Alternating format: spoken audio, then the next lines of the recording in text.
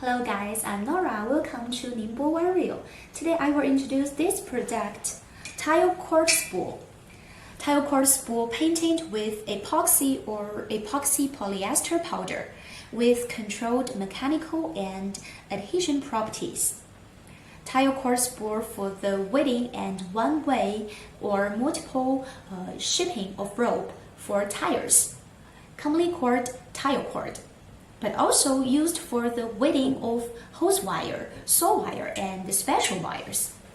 The curly edge for increased strength and stiffening ribs for flange sturdiness. Flange diameter is 255 millimeters. The traverse width is 153 millimeters. The drum diameter is 117 millimeters, and the external width is 167 millimeters. The total weight is 1.85 kilograms.